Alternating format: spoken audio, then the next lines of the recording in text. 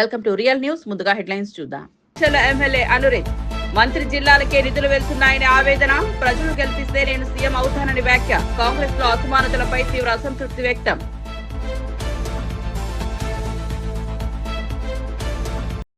వైద్య రంగం నిర్లక్ష్యానికి గురైందన్న బొత్స వ్యాఖ్య. ఆరోగ్యశ్రీ నిర్వీర్యం చేశారని ఘాటు ఆరోపణ. ఆసుపత్రిలో పరికరాల లేమి, సిబ్బంది కొరతపై ఆవేదన. ప్రజల ప్రాణాలు కాపాడడం ప్రభుత్వ బాధ్యత అని హెచ్చరిక. పోలవరం నిర్వాసితులకు 1100 కోట్ల విడుదల. దీపావళి కానుకగా ఊరటనిచ్చిన కూటమి ప్రభుత్వం. పునరావాసం గృహ నిర్మాణానికి నిధుల కేటాయింపు. నిర్వాసితుల సమస్య పరిష్కారం వరకు కృషి చేస్తామని హామీ.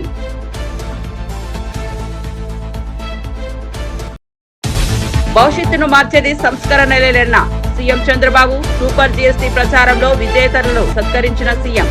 విద్యార్థి పన్ను సంస్కరణలు ఆర్థిక పారదర్శకతకు దారి అన్న సందేశం. ఇక వార్త వివరాల్లోకి వెళ్తే, జడ్చర్ల కాంగ్రెస్ ఎమ్మెల్యే అనిరుద్ రెడ్డి తన సొంత ప్రభుత్వంపై మళ్లీ బాంబు పేల్చారు. మంత్రుల జిల్లాలు వారి నియోజకవర్గాలకే నిధులు వెళ్తున్నాయి, మిగతా ప్రాంతాలు నిర్లక్ష్యం పాలవుతున్నాయని తీవ్ర అసంతృప్తి వ్యక్తం చేశారు. ప్రజలే ఎమ్మెల్యేలను, మంత్రులను, ముఖ్యమంత్రులను గెలిపిస్తారని గుర్తు చేశారు. ప్రజలు ఇంకో 2 సార్లు గెలిపిస్తే నేను కూడా సీఎం అభ్యర్థినే అవుతానని స్పష్టంగా ప్రకటించారు. పార్టీ లోపలి అసమానతలపై ఆయన చేసిన వ్యాఖ్యలు పెద్దగా చర్చనీయాంశంగా మారాయి. ప్రజల ఆశలు నెరవేర్చడం నా ధ్యేయం. కాంగ్రెస్ లో సమాన అవకాశాలు లభిస్తేనే నిజమైన సేవ సాధ్యమని తెలిపారు.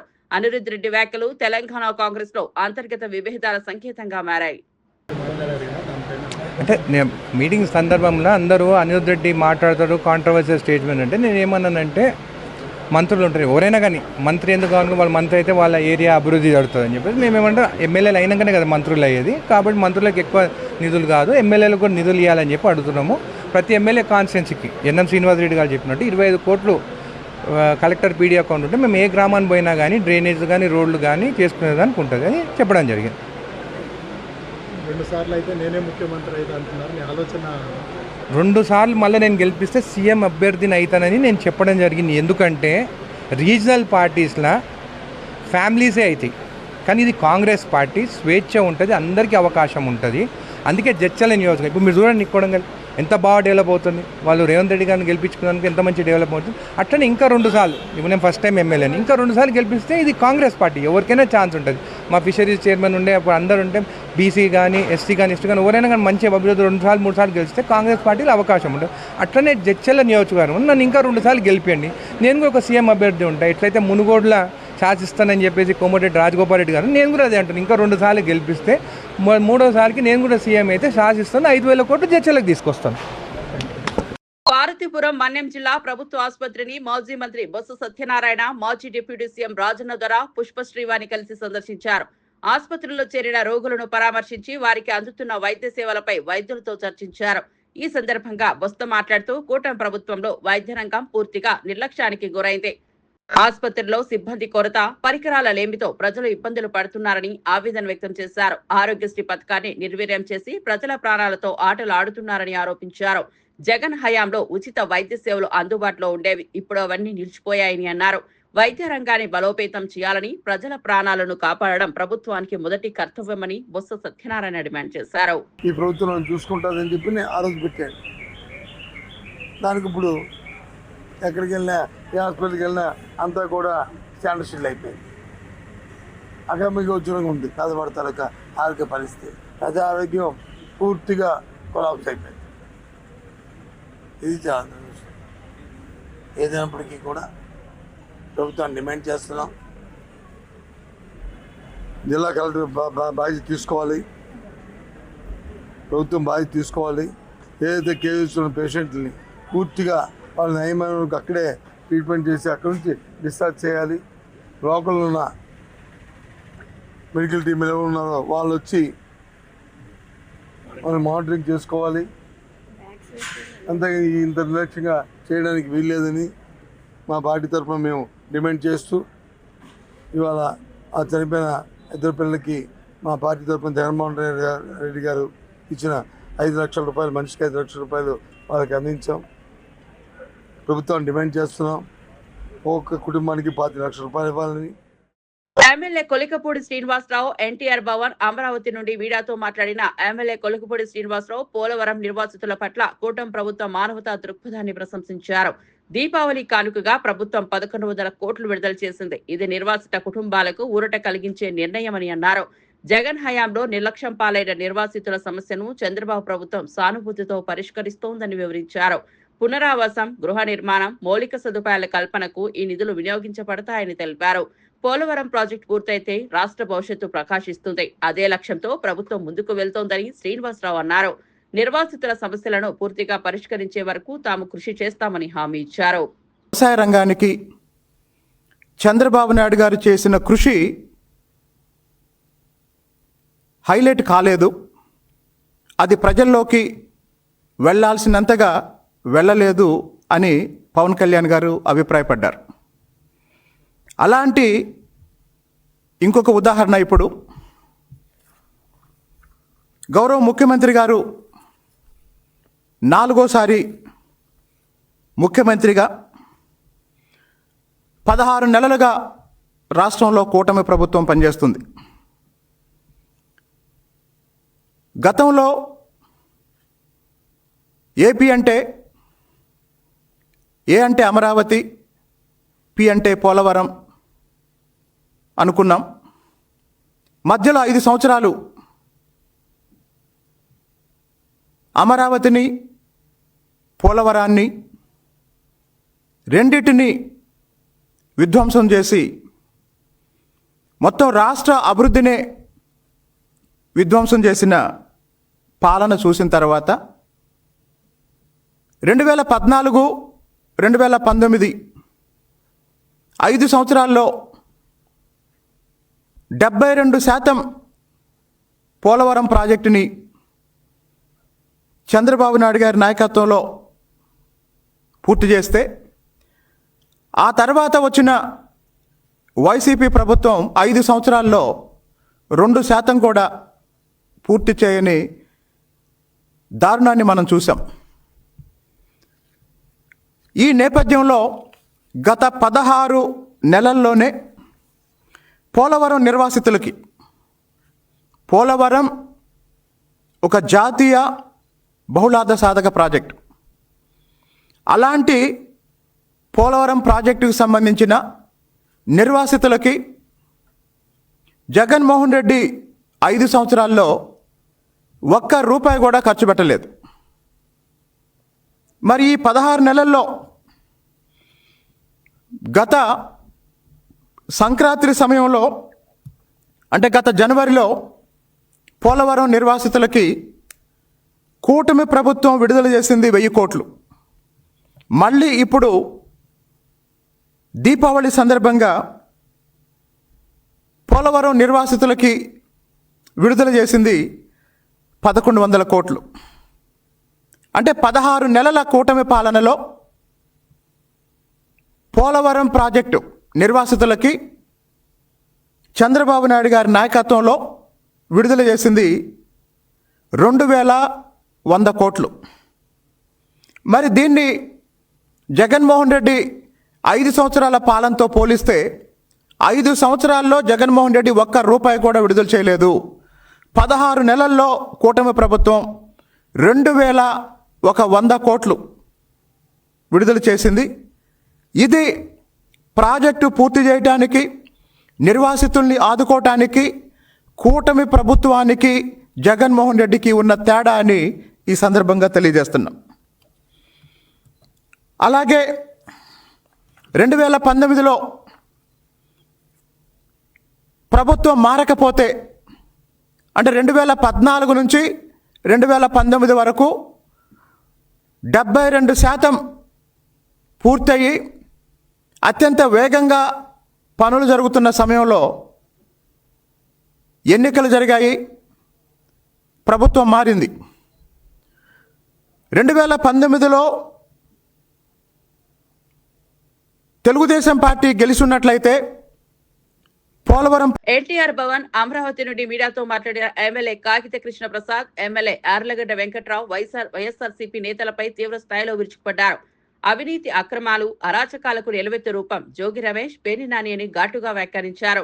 జగన్ హయాంలో అవినీతి పరాకాష్ఠకు చేరిందని, మద్యం, రేషన్, కాంట్రాక్టర్ల మాఫియాలు యథేచ్ఛగా నడుస్తున్నాయని ఆరోపించారు.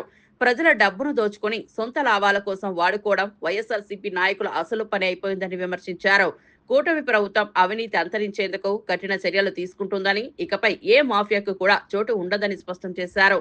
ప్రజల ఆశలు మోసగించిన వైఎస్ఆర్సీపీ నేతలు త్వరలో చట్టం ముందు నిలబడతారని ఎమ్మెల్యే హెచ్చరించారు. ప్రతిపక్ష హోదా తీసేద్దామని చెప్పి ఎమ్మెల్యేలు కొనుగోలు చేసినా మీకు జనం ప్రతిపక్ష హోదా ఇవ్వకపోయినా మీరు ప్రతిపక్ష హోదా కావాలని అడుగుతారు. అట్లాగే ఆ రోజు 24 మంది శాసనసభ్యులు ఓడిపోతే 19 మంది ఇన్ఛార్జీలని జగన్మోహన్ రెడ్డి తీసిన మాట వాస్తవం కాదు. అంటే 81% ఆఫ్ ఇన్ఛార్జీలను మీరు తీసేశారు ఓడిపోయారనే కారణంతో. అలాగే ఆయన తల్లిగారిని కూడా వైజాగ్లో ఓడిపోయిందని పక్కన పెట్టారేమో అని అనుమానం కలగాల్సిన పరిస్థితి. కానీ ఇవాళ 164 మంది శాసనసభ్యులు ఓడిపోతే 81% అంటే దాదాపు 132 మంది అభ్యర్థుల్ని మార్చేస్తాడేమో జగన్మోహన్ రెడ్డి అనే భయంతో మీరు చంద్రబాబు గారి మీద, లోకేష్ బాబు మీద, పవన్ కళ్యాణ్ గారి మీద అవాకులు చవాకులు పేలిస్తే మీకు సీట్ కన్ఫర్మ్ అవుతుందనే ఉద్దేశం మీకుండే ఈ ప్రెస్కి వచ్చే అడ్డగోలుగా మాట్లాడుతున్నారు. నేను బలంగా నమ్ముతున్నా. ఇక నుంచైనా జోగి రమేష్ గారు నీ భాష సరిచూసుకో, సంస్కారం నేర్చుకోమని హితవు పలుకుతున్నా. Thank you.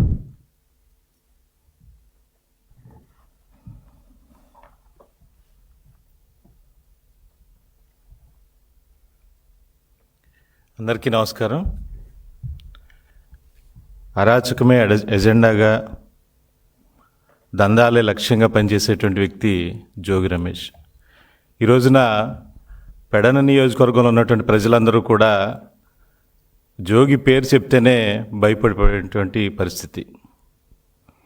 మరి గతంలో పెడన నియోజకవర్గంలో ఎమ్మెల్యేగా, మంత్రిగా పనిచేసినటువంటి జోగి రమేష్ అక్కడ ఉన్నటువంటి 4 మండలాలు కృత్వేని కానివ్వండి, బంటుమిల్లి, పెడన మున్సిపాలిటీ, అలాగే గూడూరు మండలాల్లో నువ్వు దోచుకున్నది పెడన నియోజకవర్గం పూర్తి స్థాయిలో దోచుకున్నా. అక్కడ ప్రజల యొక్క రక్తాన్ని పిండేసావు. ఆ రోజున కృత్వేని మండలంలో ఆక్వారంగం అభివృద్ధి చెందుతూ ఉంటే అక్కడ ఏ చెరువు తవ్వాలన్నా, ఏ చెరువు రిపేర్ చేసుకోవాలన్నా అక్కడ ఉన్నటువంటి రైతులందరి దగ్గర నుంచి కూడా డబ్బులు దండుకున్నావు. డబ్బులు చెల్లించుకోకపోతే మరి అక్కడ ఎక్కడ కూడా చెరువులు తవ్వలేనటువంటి పరిస్థితి ఆ రోజు మనందరం కూడా చూసాం. ఈరోజు అక్కడ ఉన్నటువంటి రైతులందరూ కూడా చాలా సంతోషంగా, ఆనందంగా ఉన్నారు. ఎందుకంటే ఎప్పుడు వెళ్ళిపోతాడా అని ఎదురు చూశారు ఆ రోజున రైతులందరూ కూడా. అలాగే మరి బంటుమిల్లి, పెడన మండలాల్లో చూసినట్టయితే అక్కడ ఉన్నటువంటి మట్టి ఏదైతే ఉందో బంటుమిల్లి, పెడన, గూడూరుకి సంబంధించినటువంటి ఆ బొసుగునంతటినీ కూడా అమ్మేసి ప్రతి సంవత్సరం కూడా కోట్లాది రూపాయలు మరి నీ జేబులో నింపుకోలేదని చెప్పేసి అడుగుతా ఉన్నాను. పూర్తి స్థాయిలో మండలాలన్నింటినీ కూడా దోచుకున్నావు. పెడన మున్సిపాలిటీలో చూసినట్టయితే మరి అక్కడ పేకాట క్లబ్బులు నడిపించావు. ప్రజల జీవితాలని నాశనం చేసావు. అక్కడ ఉన్నటువంటి ప్రజలందరికీ పేకాట క్లబ్బులు పెట్టి ప్రజల్ని రోడ్డుని బజార్కి ఇచ్చావని కూడా ఈ సందర్భంగా తెలియజేస్తా ఉన్నాను. మరి ఇలా పెడన నియోజకవర్గంలో ఎక్కడ చూసినా కానివ్వండి, అక్కడ ఉన్నటువంటి అభివృద్ధిని మరిచి, సంక్షేమాన్ని మరిచి ప్రజల్ని పీల్చి పిప్పి చేసావు. ఎవరైనా ప్రశ్నిస్తే వాళ్ళ మీద ఆ రోజున కేసులు పెట్టించావు. చిన్న ఉదాహరణ ఆ రోజున చూసాం. రోడ్డు మీద వెళ్తూ ఉంటే టోల్ గేట్ దగ్గర ఒక కుర్రవాడు లేచి నుంచోలేదంటే తీసుకెళ్ళి ఆ రోజున జైల్లో పెట్టించావు. అదేవిధంగా మరి బ్యానర్లు కడితే వాళ్ళ మీద కేసులు పెట్టించావు. ఎక్కడో మీటింగ్ చెప్తా ఉంటే ఆ చివరి నా కుర్రోడు ఎక్కడ బండి మీద కూర్చున్నాడంటే ఆ కుర్రోడిని తీసుకెళ్ళి స్టేషన్కి పిలిచినటువంటి సంఘటనలు కోకొల్లలుగా ఉన్నాయి. అలాగే చూసినట్టయితే ప్రజలందరూ కూడా ఆ రోజున చేదరించుకున్నారు. ఆ రోజున ఫ్రస్ట్రేషన్లో ఉన్నటువంటి ప్రజలు కూడా నువ్వు చివరిసారిగా అక్కడ జింజేరు గ్రామంలో కూడా నువ్వు పర్యటన చేస్తూ ఉంటే నిన్ను ఆ ఊరు నుంచి కదలనీయకుండా అక్కడికి నిలబెట్టారు లేదా ఆ రోజు మనందరం చూస్తూ ఉన్నాం. ఈ రోజున ఎక్కడా కూడా కదలలేనటువంటి పరిస్థితి. జనాలందరూ కూడా, గ్రామస్తులందరూ కూడా నీ మీద. టీడీపీ సీనియర్ నాయకుడు ఎస్ఎన్ వర్మ మీడియాతో మాట్లాడుతూ మంత్రి నారాయణ వ్యాఖ్యలను తప్పుగా ప్రచారం చేస్తున్నారని విమర్శించారు. కొంతమంది పేటీఎం బ్యాచ్ చేసే చిల్లర ప్రచారాన్ని నేను పట్టించుకోను. టీడీపీలో నేను పిల్లర్ లాంటి వాడినని గట్టిగా అన్నారు. మా నాయకుడు చంద్రబాబు ఆగమంటే ఆగుతా, దూకమంటే దూకుతా, ఆయన మాటే నాకు ఆదేశమని స్పష్టం చేశారు. కూటమి మధ్య విభేదాలు సృష్టించడానికి ఎవరూ ప్రయత్నించవచ్చని, కానీ ఆ ప్రయత్నాలు ఎప్పటికీ ఫలించవని హెచ్చరించారు. మా కూటమి లక్ష్యం ప్రజా సంక్షేమం, అభివృద్ధి. వ్యక్తిగత వ్యాఖ్యలు వక్రీకరించి మాయ చేయడం వ్యర్థమని అన్నారు. ఇప్పుడు ఎలా ఉంటుందంటే ఏదైనా ఇష్యూ అయినప్పుడు ఒక ఎగ్జాంపుల్ చెప్తారు. నెల్లూరు ఇష్యూ మీద మాట్లాడుతూ కూటమి వచ్చాక కొన్ని ఇబ్బందులు వస్తాయి, సీట్లు రాకపోవచ్చు, అది వర్మకి రాలేదు సీట్లు అయినా అక్కడ మేము కోఆర్డినేషన్తో వెళ్తున్నాం. అక్కడ సమస్యలు ఏవైతే ఉన్నాయో ఆ సమస్యలన్నీ కూడా జీరో చేసామని చెప్పి మంత్రి గారు తెలియజేశారు. ఇంకా ఈ సాక్షులు గీక్షులు ఎలా ఉంటాయంటే ఎప్పుడు పచ్చగా ఉన్న కాపురాలను పోలగొట్టాలని ఆలోచన చేసి ఛానళ్ళన్నీ కూడా రకరకాలుగా ఆయన్ని కట్ చేసి కట్టడం ఇవన్నీ ఉంటాయి. తెలుగుదేశం పార్టీలో ఒకటి చెప్తున్నా, 23 ఏళ్ళు చంద్రబాబు నాయుడు గారితో కలిసి ప్రయాణిస్తూ ఉన్నాం. చంద్రబాబు నాయుడు గారు దూకమంటే దూకుతాం, ఆగమంటే ఆగుతాం, పని చేయమంటే పని చేస్తాం. అలాగే లోకేష్ గారి నాయకత్వంలో కూడా మేము ఆ విధంగా పనిచేస్తాం. మేము పార్టీకి పిల్లర్ లాంటి వాళ్ళం, అంతేగాని పార్టీలో ఇప్పుడు నారాయణ గారు ఏమీ మాట్లాడిన దాన్ని మాట్లాడడం ఇదని కాదు. ఒక కోఆర్డినేషన్, ఒక బ్రిడ్జ్ కింద జనసేన పార్టీకి తెలుగుదేశం పార్టీకి కాకినాడ జిల్లాలో ఏ సమస్యలున్నా మరి 15 రోజులకి 20 రోజులకి ఒకసారి వచ్చి సార్ట్ అవుట్ చేసుకుంటూ వెళ్తున్నారు. మా సమస్యలు కూడా ఆయన చెప్తున్నాం, చంద్రబాబు నాయుడు గారిని కలుస్తున్నాం, మాట్లాడుతున్నాం, అన్ని రకాలుగా ఉంటాయి. కూటమి అనేసరికి జాయింట్ ఫ్యామిలీలో రకరకాల సమస్యలు ఉంటాయి. అదే సింగిల్ ఫ్యామిలీలో అనుకోండి, ఒక కొడుకు కూతురు ఉంటారు.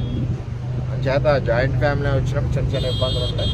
ఆ ఇబ్బందులన్నీ కూడా జీరో చేసామని నారాయణ గారు వాళ్ళ లీడర్ చెప్పారు.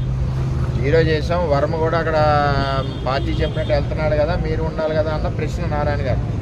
ఆ కంటెంట్ని పక్కకు పెట్టి రకరకాలుగా తిప్పినప్పుడు తెలుగుదేశం పార్టీ కుటుంబం అన్నది కలిసి ఉంటాం. ఎన్ని తిప్పితే ఉంది, నేను తిప్పేస్తే నారాయణ గారిని ఏమన్నా నేనంటానా, చంద్రబాబు నాయుడు గారు మమ్మల్ని ఏమన్నా అంటారా? అంతా ఏమీ లేదు, ఇది అభూత కల్పన. పేటీఎం బ్యాచ్ సోషల్ మీడియాలో రోజు తిప్పుతున్నారు. ఇటువంటి మేము పట్టించుకోండి. నేనైతే ఆ సోషల్ మీడియా చూడండి, అనుకుంటే ప్రచారం, ఫ్రీ ప్రచారం నడుస్తుంది. ఏదేమన్నా నారాయణ గారు ఆధ్వర్యంలో మా కాకినాడ జిల్లా కోఆర్డినేషన్ బాగా ఉంది. అలాగే స్టేట్ వైడ్ కోఆర్డినేషన్ కూడా జనసేనకి తెలుగుదేశం పార్టీకి ఆయన చూస్తూ ఉన్నారు సీనియర్ లీడర్. ఇందులో ఏ విధమైన ఇబ్బందులు ఎవరికి ఏమీ లేవు, ఎవరు ఏమి అనుకోవాల్సిన పని లేదు, ఎవరు అనుకోవడానికి అవకాశాలు కూడా. బీజేపీ తెలంగాణ ఓబీసీ మోర్చా రాష్ట్ర అధ్యక్షుడు జి ఆనంద్ గౌడ్ కాంగ్రెస్ ప్రభుత్వంపై మండిపడ్డారు. బీసీలకు కాంగ్రెస్ చేసిన అన్యాయానికి నిరసనగా జేఏసీ చేపడుతున్న బంద్ కు మేము పూర్తి మద్దతు తెలుపుతున్నామని ప్రకటించారు. బీసీల హక్కులను నిర్లక్ష్యం చేయడం కాంగ్రెస్ పార్టీ స్వభావమని విమర్శించారు. బీసీలు సమాజానికి వెన్నెముక, వారి న్యాయ హక్కులను కాపాడడం ప్రతి ప్రభుత్వ బాధ్యత అని అన్నారు. బంద్ కార్యక్రమాన్ని విజయవంతం చేయాలని, బీసీ సమాజం ఏకతాటిపై రావాలని పిలుపునిచ్చారు. కాంగ్రెస్ మోసపూరిత విధానాలకు ముగింపు పలకాల్సిన సమయం వచ్చిందని స్పష్టం చేశారు. బీజేపీ ఎల్లప్పుడూ బీసీల అభ్యున్నతికి కట్టుబడి ఉందని ఆనంద్ గౌడ్ ధీమా వ్యక్తం చేశారు. మీకు వచ్చే ఇబ్బందులు ఈ విధంగా ఉంటాయి, దీన్ని ఈ విధంగా చేయొద్దని చెప్తే కూడా దాన్ని బీజేపీ మీదకి నెట్టడానికి ప్రయత్నం చేస్తారు. ఇంకొకటి మాకు అర్థం కాదు ఏంటంటే, కాంగ్రెస్ పరిస్థితి మాట మీరిచ్చిండ్రు. ఈ దేశంలో అత్యధిక సంవత్సరాలు పాలించింది మీరు. కర్ణాటకలో ఈ ప్రయత్నం చేసింది మీ ప్రభుత్వం. మీకు ఇన్ఛార్జీలు ఉంటారు, మీకు ఢిల్లీలో మీ నాయకత్వం ఉంటుంది. ఈ చట్టం తీసుకొచ్చినప్పుడు కానీ, రిజర్వేషన్ తీసుకొచ్చినప్పుడు కానీ, మనం ఇన్ని రోజులు ఇందిరాగాంధీని ఇచ్చి మొన్నటి మన్మోహన్ సింగ్ దాకా మనం చేసినప్పుడు ఏమేమి అడ్డంకులు వచ్చినాయి, ఏ విధంగా అయితే ఇవన్నీ మీకు తెలిసిన వ్యక్తులు. తెలియదంటే అది వేరే విషయం. కొత్తగా ప్రభుత్వం ఏర్పడ్డది, ఏదో ఒక గాడుపుల ప్రభుత్వం ఏర్పడ్డది, కొద్ది చట్టాల గురించి, పరిపాలన గురించి తెలియదు, పార్లమెంటు గురించి తెలియదు, కోర్టుల గురించి తెలియదు అంటే కూడా నమ్ముతుంటే ఇవన్నీ చేసి లాస్ట్కి ఇప్పుడు పరిస్థితి ఏంటంటే, బీసీ సంఘాలు రేపు బంధుకు పిలిపించింది. ఆ బంధు పిలుపుకు మేము సంపూర్ణంగా మద్దతు తెలుపుతున్నాం. 42%కు మేము మద్దతు తెలిపాం. రేపు బంధుకు కూడా మేము ఇందిరా పార్క్ దగ్గర మీరు మాట నిలబెట్టుకోవాలని మా కేంద్ర మంత్రి కిషన్ రెడ్డి గారు, మా రాష్ట్ర అధ్యక్షుడు రామచంద్ర ఆధ్వర్యంలో పెద్ద ఎత్తున మేము నిరసన కూడా చేశాం కామారెడ్డి డిక్లరేషన్ మీద.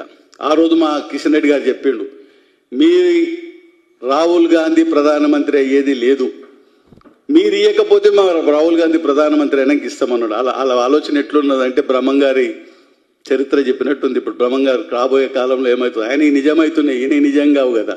బ్రహ్మంగారు చెప్పిన ఒక్కొక్కటి నిజమవుతుంది, కానీ మరి రేవంత్ రెడ్డి గారు చెప్పిన మాట నిజం కాదుగా. రాహుల్ గాంధీ ప్రధానమంత్రి అవడం ఎప్పుడు, 42% ఇవ్వడం ఎప్పుడు. ఏదేమైనా ఈ 42% ఆ రోజు ఇందిరా పార్క్ దగ్గర మా కిషన్ రెడ్డి గారు ఒక మాట చెప్పిండు, తప్పనిసరిగా 42 కాదు, కావాలంటే 45 ఇస్తాం, మా ప్రభుత్వం రాబోయే కాలంలో వస్తుంది.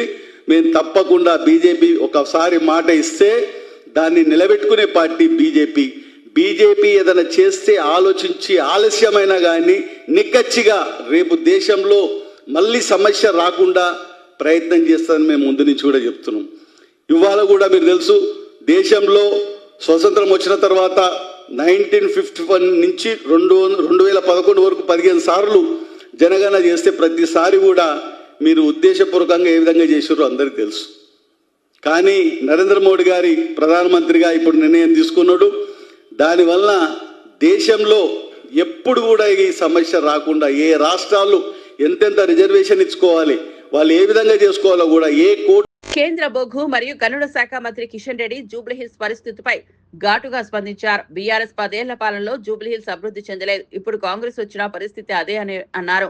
డ్రైనేజీ సమస్యలు, త్రాగునీటి కొరత, ధ్వంసమైన రోడ్లు, చెత్తతో నిండిన వీధులు, ప్రజల జీవితం ఇబ్బందుల్లోనే ఉంది అని ఆవేదన వ్యక్తం చేశారు. కాంగ్రెస్ ప్రభుత్వాన్ని మజ్లిస్ పార్టీ నడిపిస్తోందని ఆరోపించారు. జూబ్లీహిల్స్ అభ్యర్థిని కూడా మజ్లిస్ పార్టీని ఎంపిక చేసింది. అప్పట్లో కేసీఆర్ మజ్లిస్ ను భుజాన మోస్తే ఇప్పుడు రేవంత్ రెడ్డి, రాహుల్ గాంధీ అదే పనిలో ఉన్నారని ఎద్దేవా చేశారు. జూబ్లీహిల్స్ ప్రజలు ఇక మోసపోవద్దు, నిజమైన అభివృద్ధి కోసం బీజేపీని ఎన్నుకోవాలని కిషన్ రెడ్డి పిలుపునిచ్చారు. సుమారు 22 లక్షలకు పైగా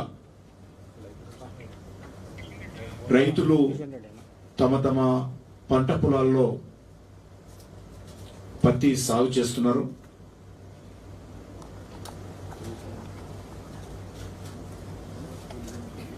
గత సంవత్సరం లాగే ఈ సంవత్సరం కూడా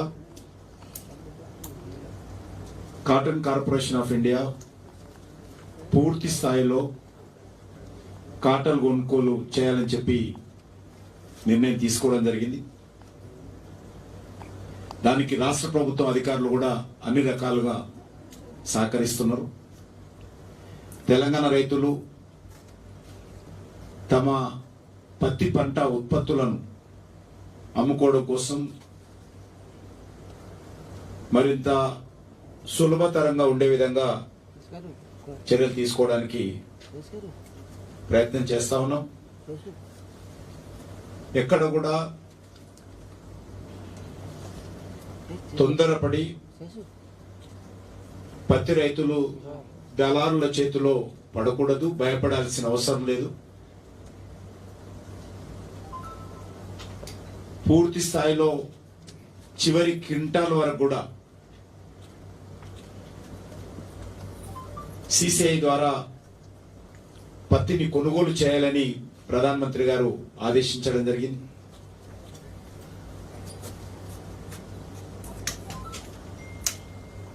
విజయవాడ ఇంద్రకీలాద్రిపై కొలువైన శ్రీ కనకదుర్గమ్మ తల్లికి భక్తి శ్రద్ధలతో కీర్తిలాల్ జ్యువెలరీ నిర్వాహకులు 2 కోట్ల విలువైన వజ్రాభరణాలను సమర్పించారు. సూర్యచంద్రులు, ముక్కుపుడుక, మంగళసూత్రాలు తదితర విలువైన వజ్రాభరణాలను ఆలయ చైర్మన్ బొర్రా రాధాకృష్ణ, ఈవో సీనా నాయక్ అందజేశారు. ఈ పుణ్య కార్యక్రమంలో తమిళనాడు గవర్నర్ ఆర్ఎన్ రవి, సతీమణి లక్ష్మీ రవి, మాజీ ఎంపీలు గోకరాజు గంగరాజు, కనుమూరి బాపిరాజు, కీర్తిలాల్ జ్యువెలరీ డైరెక్టర్ సూరజ్ శాంతకుమార్ పాల్గొన్నారు. ఆలయ అర్చకులు ప్రత్యేక పూజలు నిర్వహించి అమ్మవారికి వజ్రాభరణాలను అలంకరించారు. భక్తులు ఈ ద్రాతృత్వ కార్యక్రమాన్ని ఆనందంతో స్వాగతించారు. ఆధ్యాత్మికతతో కూడిన ఈ దానం ఆలయానికి వైభవాన్ని మరింత పెంచిందని అధికారులు తెలిపారు.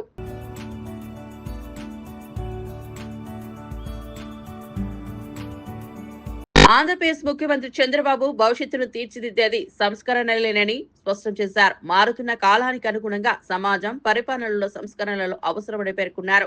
రాష్ట్ర ప్రభుత్వం చేపట్టిన సూపర్ జీఎస్టీ, సూపర్ సేవింగ్స్ ప్రచారం భాగంగా విద్యార్థుల మధ్య నిర్వహించిన పోటీల విజేతలను సచివాలయంలో అభినందించారు.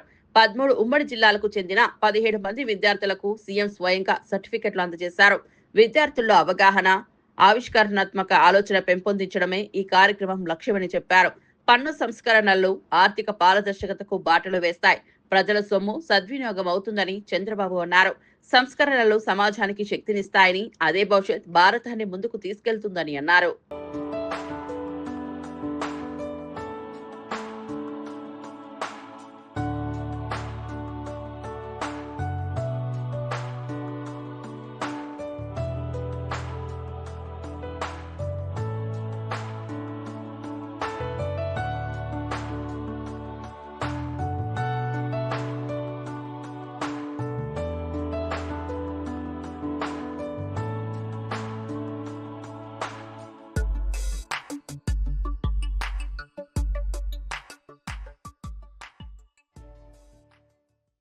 నవీకృత శక్తితో టీర్జుమార్క్ 1A ఫైటర్ జెట్ ను నాసిక్ ఏరోస్పేస్ ప్లాంట్లలో రక్షణ మంత్రి రాజ్నాథ్ సింగ్ జెండా ఊపి అధికారికంగా ప్రారంభించారు. దేశీయంగా రూపొందించిన Tejas mark 1A version Mahar మార్గాల సామర్థ్యాన్ని పెంపొందిస్తూ వైమానిక దళ శక్తిని బలోపేతం చేస్తుందని అధికారులు పేర్కొన్నారు.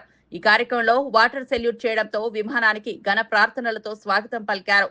అదనంగా దేశీయ HTT-40 శిక్షణ విమానం రెండో ఉత్పత్తి శ్రేణిని కూడా ప్రారంభించారు.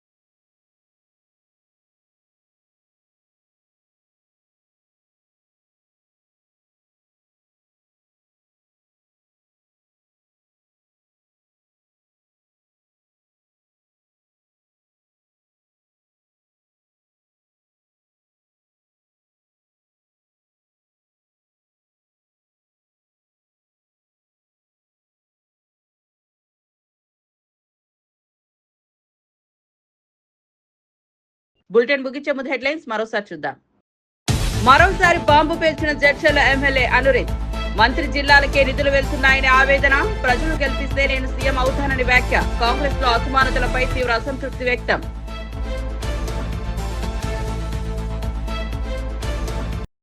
వైద్య రంగం నిర్లక్ష్యానికి గురైందన్న బొత్స వ్యాఖ్య. ఆరోగ్యశ్రీ నిర్వీర్యం చేశారని ఘాటు ఆరోపణ. ఆసుపత్రిలో పరికరాల లేమి, సిబ్బంది కొరతపై ఆవేదన. ప్రజల ప్రాణాలు కాపాడడం ప్రభుత్వ బాధ్యత అని హెచ్చరిక. పోలవరం నిర్వాసితులకు 1100 కోట్ల విడుదల. దీపావళి కానుకగా ఊరటనిచ్చిన కూటమి ప్రభుత్వం. పునరావాసం గృహ నిర్మాణానికి నిధుల కేటాయింపు. నిర్వాసితుల సమస్య పరిష్కారం వరకు కృషి చేస్తామని హామీ.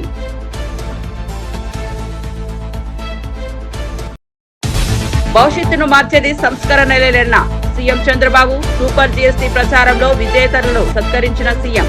విద్యార్థి పన్ను సంస్కరణలు ఆర్థిక పారదర్శకతకు దారి అన్న సందేశం. మరిన్ని అప్డేట్స్ కోసం చూస్తూనే ఉండండి రియల్ న్యూస్.